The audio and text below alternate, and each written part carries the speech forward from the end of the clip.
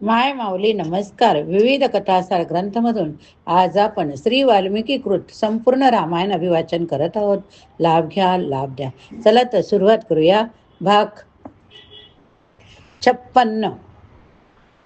युद्धकांड सुरू. श्री गणेशाय नमः. श्री रामचंद्राय नमः. आपल्या छोट्या मोठ्या भावाचा वध झालेला पाहून निकुंभाने अशा जोरात ओरडायला सुरुवात केली आणि आपली गदा तो अशा रांटीपणे फिरवू लागला की सर्व वानर राक्षस भीतीने दुर्बल झाले. हनुमान त्याच्या समोर आला तेव्हा निकुंभाने आपल्या भयंकर गदेने त्याच्या छातीवर प्रहार केला. पण जेव्हा ती गदा शक्तिशाली हनुमानावर आदळली तेव्हा तिचे 100 तुकडे होऊन पडले. मग हनुमानाने मूठ आवळून निकुंभाच्या छातीवर प्रहार केला. तो राक्षस धडपडत मागे गेला. तथापि त्याने तोल सावरीत हनुमानाला आपल्या बाहूत पकडले. त्याला ओढून नेऊ लागले. लवकरच निकुंभाच्या पकडीतून हनुमानाने स्वतःची सुटका करून घेतली आणि आपल्या प्रतिस्पर्धकाला जमिनीवर ढकलून दिले. हनुमानाने मग शत्रूला झडप घातली. त्याला गुडघ्याने तुडवायला सुरुवात केली. त्याच वेळी त्या वीर वायुपुत्राने निकुंभाच्या मानेला घट्ट धरले. त्या राक्षसांच्या धडापासून त्याचे मस्तक वेगळे होईपर्यंत तो त्याची मान फिरवत राहिला. हे भयंकर कृत्य पाहून वानर आनंदाने ओरडू लागले. जेव्हा निकुंभाच्या मृत्यूची बातमी रावणापर्यंत पोहोचली तेव्हा त्याने महरक्ष नावाच्या खराच्या पुत्राला राम लक्ष्मणाची लढण्याची आज्ञा केली. आपल्या सामर्थ्याच्या बडाया मारीत महरक्ष युद्धभूमीवर आला. पण होणारे अपशकुन त्याच्या पराभवाची सूचना देत होते. त्याच्या सारथ्याच्या हातून लगाम सुटला. त्याचा ध्वजस्तंभ जमिनीवर पडला. निराश झालेल्या त्याच्या अश्वांच्या डोळ्यात अश्रू होते, लटपटत होते. त्याचप्रमाणे एक धुळीचे तीव्र वादळ अचानक उद्भवले व ते आपल्याबरोबर निराशा अंधकार घेऊन आले. तथापि महरक्षाने या अपशकुनाकडे दुर्लक्ष केले. तो आत्मविश्वासाने युद्धभूमीवर आला. जेव्हा युद्ध सुरू झाले तेव्हा महरक्षाने आपल्या बाणाने अनेक वानरांचा संहार केला. तेव्हा विजयांच्या आनंदात राक्षस ओरडू लागले. वानर जीवाच्या आकांताने पळून जाऊ लागले. रामाने आपले धनुष्य उचलले. राक्षसांवर बाणांचा वर्षाव करायला सुरुवात केली. क्रोधित झालेल्या महारक्षाने कठोर शब्दात रामाला आव्हान दिले. तथापि राम केवळ हसले. ते उद्गारले, हे गर्विष्ठ मूर्खा, असे एकही युद्ध झालेले नाही जे केवळ शब्दाने जिंकता आले होते. महरक्षाने नंतर एका स्थिर प्रवाहात बाण सोडले व रामाने आपल्या बाणाने त्या बाणाचे तुकडे तुकडे केले. नंतर एकमेकाच्या अगदी जवळ येत दोघे द्वेषाने लढू लागले. हे प्रदर्शनीय द्वंद्व पाहण्यासाठी देवी देवता आकाशात एकत्र झाले. तरी राम आणि महरक्षाने परस्परांना खोलवर जखम केले. तरी त्यांची शक्ती वाढतच होती. खरोखर त्यांनी एवढे बाण सोडले की युद्धभूमीवरचे दृश्य अंधुक झाले. नंतर क्रोधाने संतप्त होऊन रामाने महरक्षाच्या धनुष्याचे 2 तुकडे केले. त्याच्या रथाचा चंदामंदा केला. त्याचा सारथी अश्वांना मारले. मोडलेल्या रथातून खाली उडी मारताच महारक्षाने रुद्राकडून त्याला मिळालेला भाला उचलला, रामावर फेकला. तथापि रामाने आपल्या बाणाने त्या भाल्याचे तुकडे केले. नंतर त्यांनी आपल्या प्रचत्तेवर आग्नेयास्त्र चढविले. तेव्हा महरक्ष बेभान होऊन मूठ उगारून त्याच्यावर धावून गेला.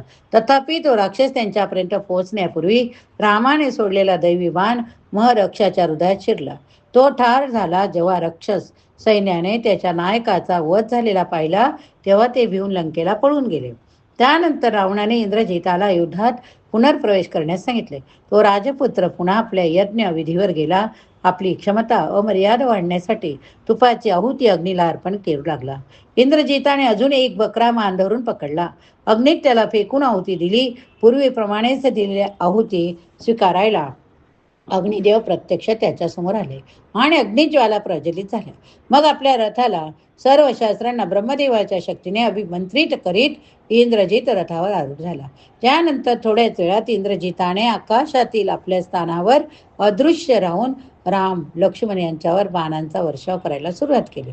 दशरथ पुत्र आपल्या दैवी अस्त्रांनी इंद्रजितावर प्रतिहल्ला करण्याचा प्रयत्न करू लागले.